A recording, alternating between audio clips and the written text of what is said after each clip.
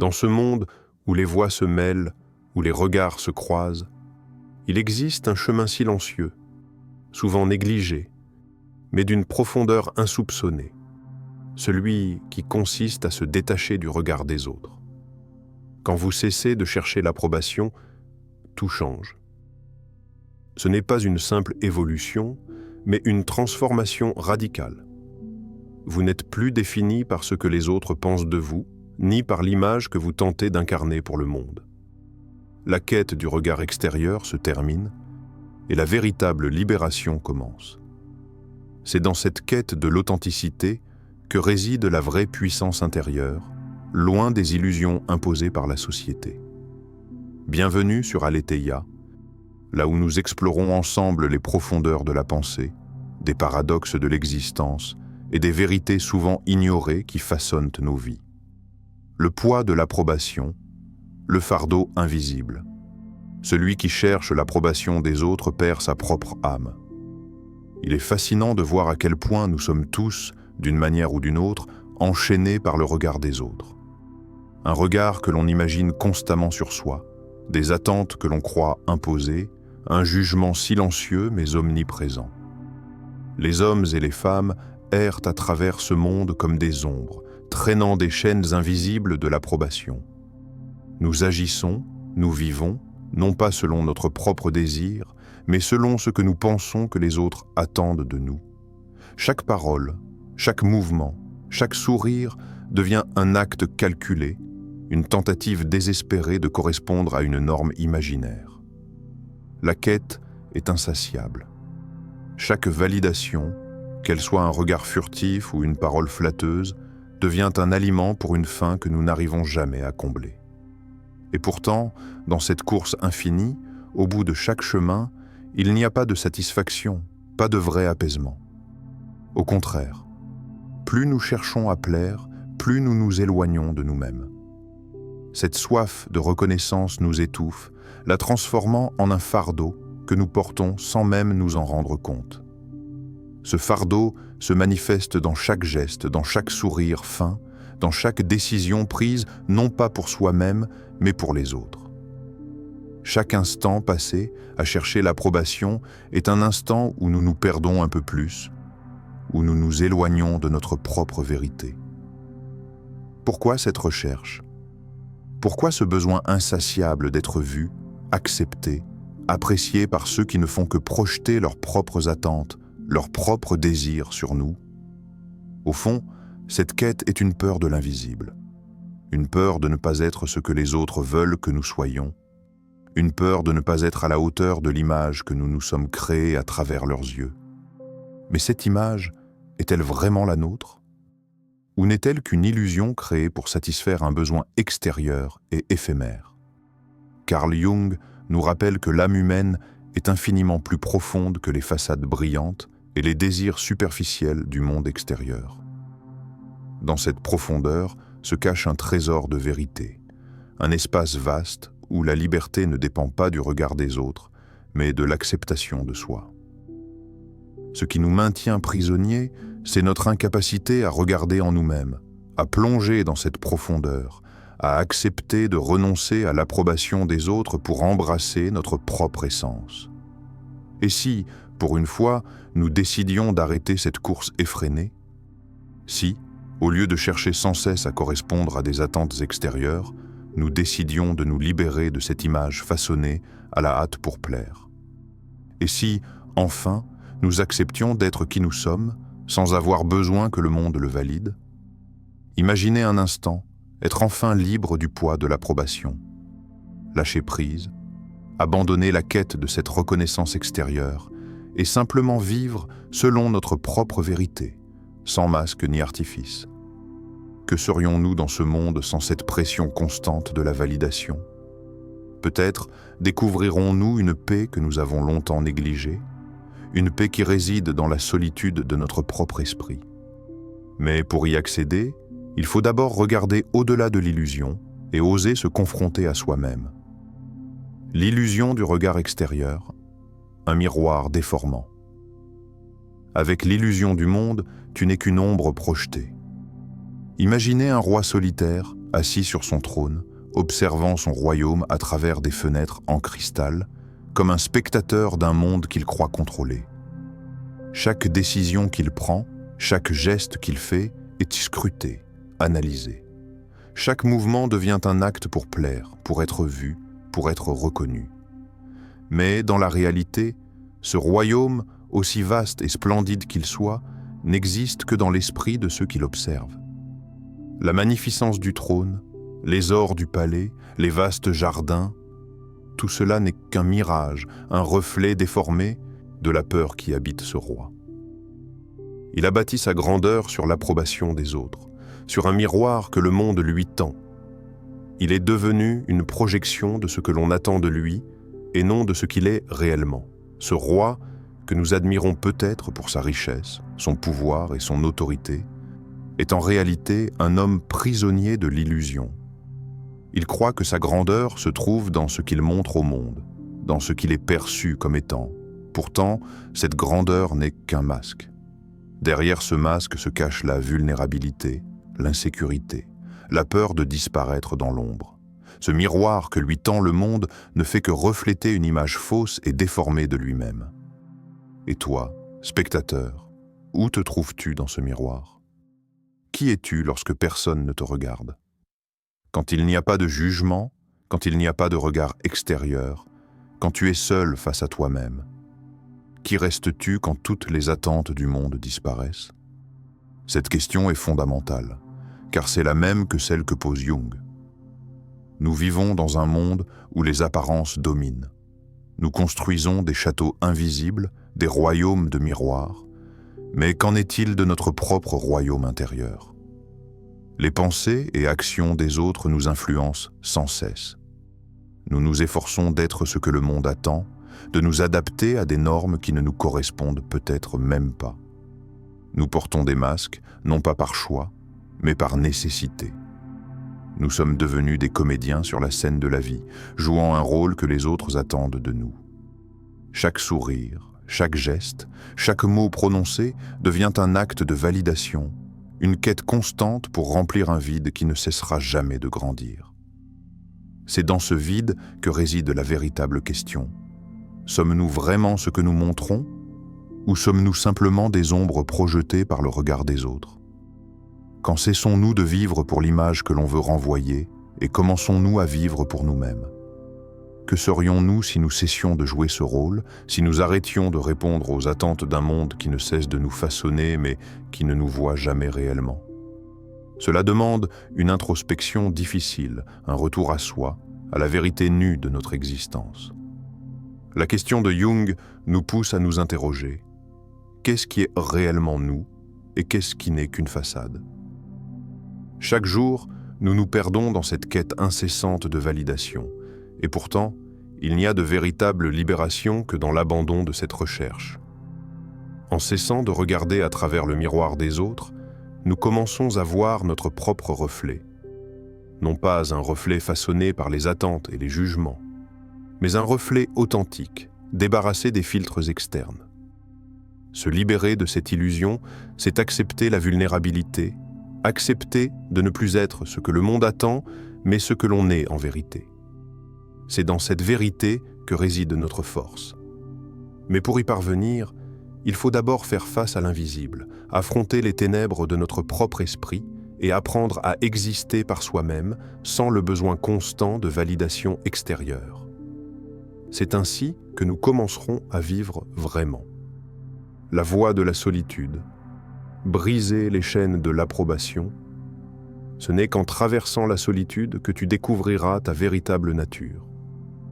La solitude, comme une mer silencieuse, effraie l'homme.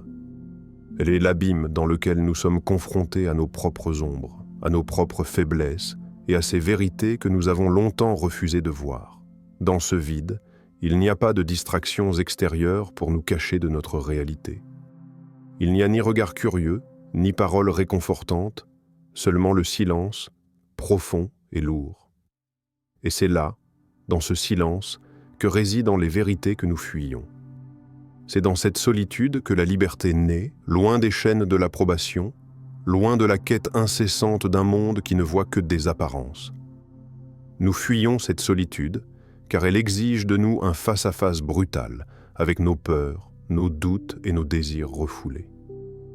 Nous vivons dans un monde où l'on court sans cesse après l'affection des autres, après des sourires, des éloges, des validations, mais au fond, savons-nous réellement ce que nous cherchons ?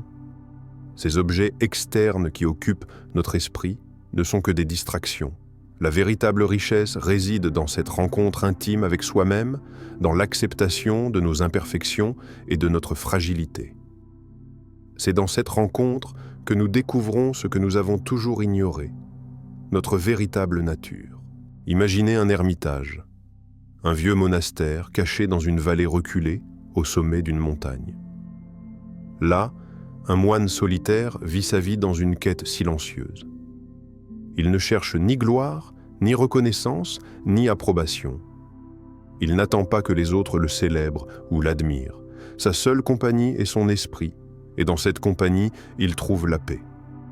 La solitude n'est pas ici une souffrance, mais une bénédiction. Elle est le lieu où il rencontre son âme dans toute sa vérité, sans les distractions du monde. Nous sommes nombreux à confondre solitude et isolement. Nous croyons qu'être seul signifie être perdu, abandonné. Pourtant, ce n'est que dans cette solitude que nous pouvons nous rencontrer véritablement. Loin des bruits du monde, loin des voix extérieures, nous commençons à entendre notre propre voix, celle qui parle du fond de notre être, sans filtre ni déguisement. Ce n'est que lorsque nous cessons de rechercher l'approbation des autres que nous pouvons vraiment nous comprendre. Jung nous invite à cette traversée, à ce voyage intérieur. La liberté, nous dit-il, ne réside pas dans les regards extérieurs, mais dans notre capacité à vivre en harmonie avec notre propre nature. Ce n'est qu'en cessant de courir après les éloges et la reconnaissance des autres que nous pouvons commencer à vivre selon notre propre vérité. Mais, pour y parvenir, il faut d'abord briser les chaînes de l'approbation. Comment faire cela ? Comment faire face à ce vide qui semble nous engloutir ? C'est dans ce vide que réside la clé. Car ce vide n'est pas le néant, mais l'espace où nous pouvons renaître. Mais ce n'est pas un chemin facile. Briser les chaînes de l'approbation nécessite une profonde transformation intérieure. Cela nécessite de se libérer de la peur du jugement, de la crainte de l'isolement social et de la tentation constante de se mesurer aux autres. Il nous faut, comme le moine, accepter d'être seuls avec nous-mêmes, de regarder au fond de notre âme sans crainte, sans honte. Et lorsque nous serons capables de faire face à cette solitude, de l'accueillir comme une amie, nous découvrirons une force incommensurable. Une force qui ne dépend ni de l'opinion des autres, ni des événements extérieurs. Mais tout cela demande du courage. Un courage qui naît de la conviction profonde que, au-delà de la quête pour être accepté, il existe une vérité plus grande, plus profonde, qui réside en nous-mêmes. La solitude n'est pas un lieu de fuite, mais un lieu de confrontation. Une confrontation avec nos plus grandes peurs, nos désirs insatiables et finalement avec notre propre essence. Et dans cette confrontation, nous découvrons ce qui nous rend véritablement libres, l'acceptation totale de notre être sans chercher à correspondre aux attentes des autres. La révolte contre le miroir social, la libération du moi. Le véritable soi ne se trouve pas dans ce que l'on est, mais dans ce que l'on devient. Dans ce monde où les yeux scrutent et les jugements tombent, nous sommes constamment confrontés à des miroirs. Chaque interaction, chaque étiquette sociale, chaque comparaison devient un reflet, une image que nous cherchons à coller sur notre propre identité. La société nous tend des miroirs déformés dans lesquels nous projetons nos peurs et nos aspirations, et, pensant y voir notre vérité, nous nous accrochons à ces images. Mais ces miroirs ne sont que des illusions. Ils sont des filtres, des masques qui dissimulent notre véritable nature, et pourtant, nous nous y identifions, nous vivons à travers eux. Que se passerait-il si nous brisions ces miroirs ? Si pour une fois, nous arrêtions de nous mesurer aux autres ? Si nous choisissions de ne plus définir notre valeur par rapport aux critères extérieurs, mais par rapport à ce que nous ressentons profondément en nous-mêmes. La révolte commence ici, dans ce choix de redéfinir notre propre réalité, loin des attentes et des jugements qui nous sont imposés. Ce n'est pas une révolte bruyante, spectaculaire. C'est une révolte silencieuse, intérieure. Une révolte contre l'illusion qui nous enferme dans des rôles et des images figées. Carl Jung nous invite à une telle révolte, un acte de résistance contre les conditionnements sociaux qui nous empêchent d'accéder à notre plein potentiel. Il nous montre que l'être humain ne peut se réaliser pleinement que lorsqu'il se libère des attentes externes. La véritable liberté vient de l'intérieur, de la capacité à voir au-delà des miroirs, à comprendre que ce que nous projetons dans le monde ne doit pas être une image construite par les autres, mais une expression de ce que nous sommes réellement. C'est dans cette révolte intérieure que réside la clé de notre émancipation. Alors, qu'as-tu à craindre? De vivre selon tes propres règles? De faire face à la vérité nue de ton être, sans artifice, sans masque? Oui, cela peut faire peur, car sortir de l'ombre des attentes sociales implique de faire face à ses peurs les plus profondes. Mais c'est aussi la seule voie vers la liberté authentique. Le miroir du monde ne pourra jamais refléter ce que tu es véritablement, car il est limité, déformé par les perceptions extérieures.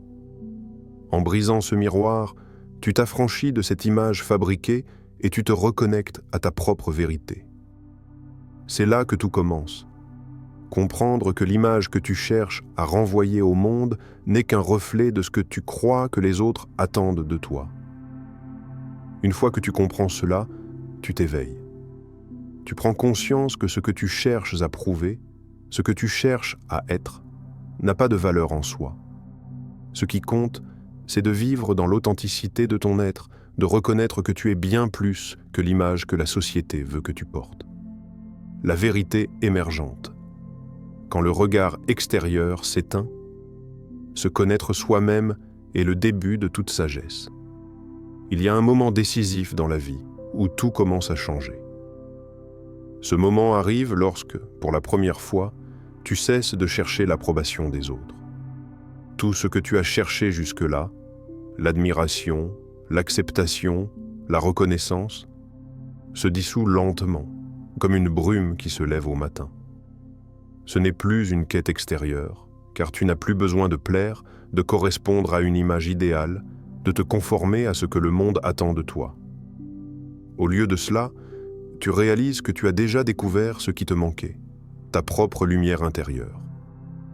Le voyage vers la vérité n'est pas une destination, mais un chemin sans fin, une marche silencieuse vers la sagesse. Ce n'est pas une route pavée d'approbation, mais une errance dans l'immensité de l'âme, où chaque pas, aussi petit soit-il, te rapproche un peu plus de ton essence. La vérité que tu cherches ne dépend pas de l'extérieur, elle vit déjà en toi.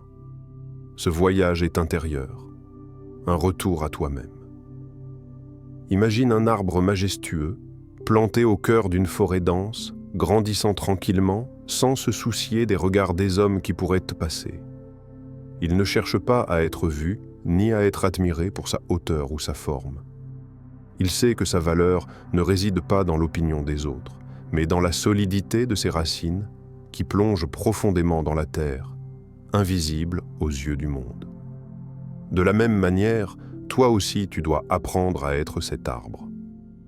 Enraciné dans ta vérité, indépendant de toute validation extérieure, tu grandis non pas en fonction de ce que les autres attendent de toi, mais selon ce que tu es destiné à devenir. Le regard extérieur, aussi constant et persistant soit-il, finit par perdre son pouvoir sur toi lorsque tu te connectes à cette vérité intérieure. Quand tu cesses de regarder au dehors, lorsque tu arrêtes de te mesurer aux autres, tu te mets à voir la lumière que tu portes en toi, une lumière qui éclaire ton chemin. Tu n'as plus besoin de validation pour savoir que tu es suffisant, que tu es complet. Tu réalises que tout ce que tu as recherché à l'extérieur était déjà en toi, attendant d'être découvert, de sortir de l'ombre. Maintenant, pose-toi cette question essentielle. Qui serais-tu si tu arrêtais de chercher à être ce que les autres attendent de toi?